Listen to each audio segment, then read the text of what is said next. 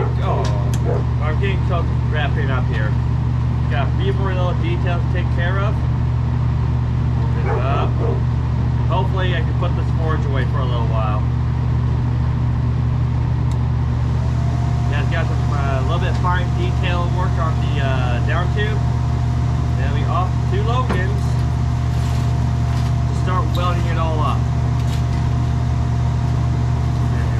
Fresh coal on here. Alright, there we go.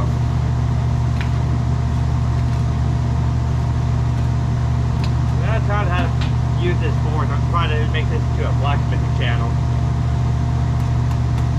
Like steel, don't you think?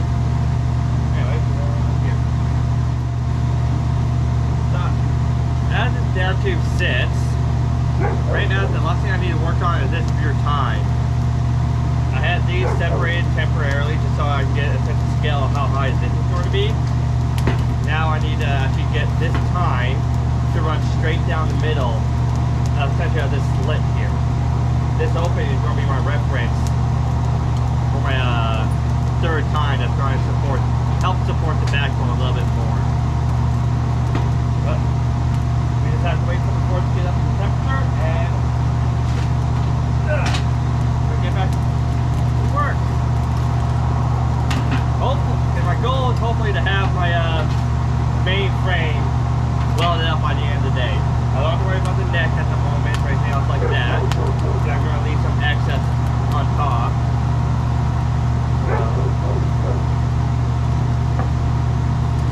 Really slowly losing my patience when it comes to this build, man. Alright. Is up the heat now? Unfortunately, I'm going to have to move this. Okay. One moment.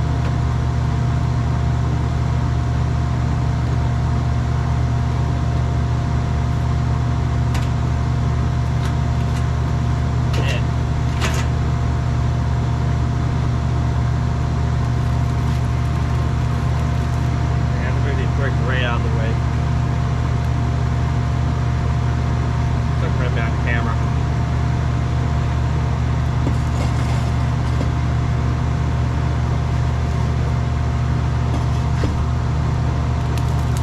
Yeah, there ain't no easy way of doing this job. And luckily, I only had to deal with this 1-inch tine instead of the whole 3 inches I had to work with earlier. All I gotta do. I bought a large bag of charcoal this time because I much rather have a little extra than not enough. And I can really layer it open. So this 1-inch tine should heat up relatively fast. Sure. Ain't gonna happen in minutes, but it'll happen pretty quick. So once I get this up together, I'm gonna get you guys up over there. And we can start finessing the final tine fit the chamfer.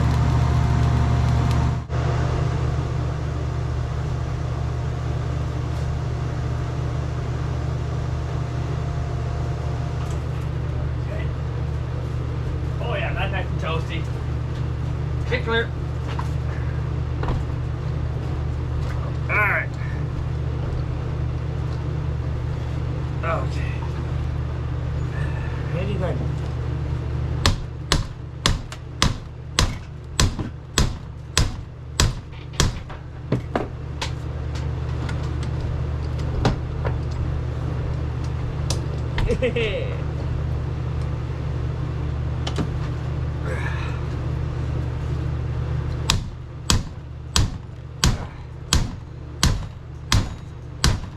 Taps.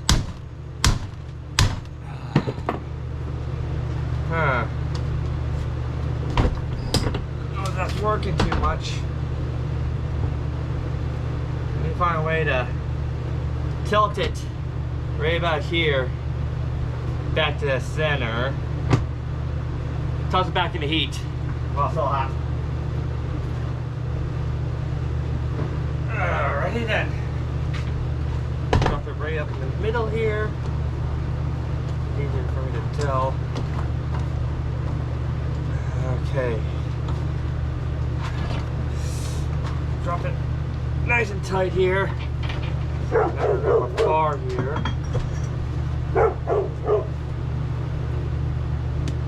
Ooh, that might have worked. A little more. Yeah. Okay. So maybe one more heat after this, because that's actually looking pretty good. Yeah. Yeah, because I'll look right down between that slit. This is almost right in line here. And let me try to bring you guys along. Get you guys at the ready. It's right up here. Alrighty then. Hopefully I can do this with gloves and a hot piece of steel in my hand. So that sits in there in the grooves. And let's see, what am I missing here? Okay, so if I were to have this right up in the middle there. Okay, so this needs to come a little bit to the left. Alright. Okay, there we go. We're recording now. I think I need to pop it up. Oh, wrong way. How do you eat vice? So I need to bring it out just a little bit. Oh, God damn it. Ugh. Just a little bit. Hopefully I got enough heat to run back and forth.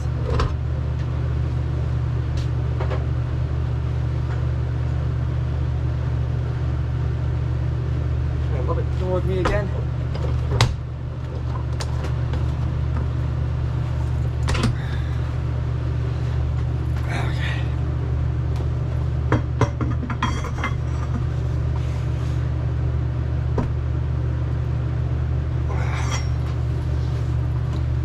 Enough, hopefully it wasn't just slipping in the vise.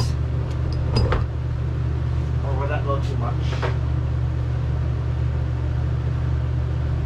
No, I think, George, I think we got it. So now I'm just gonna bend this tine lower. Ooh, one second. Come on, get in there, you.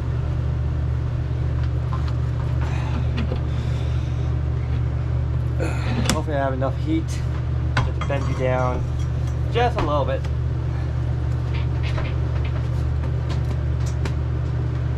There we go. Just a little bit. Make sure there's clearance. Okay, that's looking pretty darn good. Don't forget, everything is going to get regusted, sealed, welded. So this junction is still going to be damn strong. Yeah, so with that going to be notched, this should be running. Oh, that's gonna bend it down, but when I bend it back up, move it over, that'll be my final heat. But right now I need it down just so I can get some clearance to make the notches. Which means we can put the forge away for now. And I'm gonna skip right to where I have it notched because I'm on a time frame right now. It's kind of hard to record at the same time. All right, so I'll get back to you guys once I have this like near the final completion, right before I start tacking. All right, see you soon. Okay, y'all, so let me show you where I got so far. Finally got the notches. I had to make some reference marks knowing how far down I'm going. I'm probably have to go down almost halfway. I know I could probably hit it again with the cutoff wheel, but I'm going to see what damage I can do with just the grinding wheel and fit it back and forth from here into there. Okay, so yeah, it's going to be back and forth between that, so that might get a little tedious. I'm really hoping I can have this done within a few hours so I can tack it all up and send it over to my buddy Logan and we can actually weld finally this chopper. Hopefully this isn't going to be a two-parter episode. It might be, but I am dead set on getting this fucking frame done ASAP while doing it right, of course. Careful, careful, careful. All right, y'all, the time is now. Hopefully by the end of the day we're gonna have a frame. Hopefully, even better, a rolling chassis. We got the engine. Well, I got everything in the back here. Transmission, engine, frame in the back, Springer front end. Got my neck and all the other miscellaneous bits and parts. And hopefully we can, like I said, get the motherfucker into a goddamn rolling chassis. So, ran over to my buddy Logan's shop where he actually has access to the good welders, the strong welders, the reliable welders. So we can actually Zeus the motherfucker up right proper. And yeah, we're going to get that much closer to the I think we forgot a part. Oh well. We're going to get this much closer to the finalization of the frame, which means I can start working on everything else. Gas tank, exhaust, fender, sissy bars, transmission mounts, everything else. But a lot of that stuff I can probably do by myself and with my welder. So, see you when we get to the shop. And here comes Logan.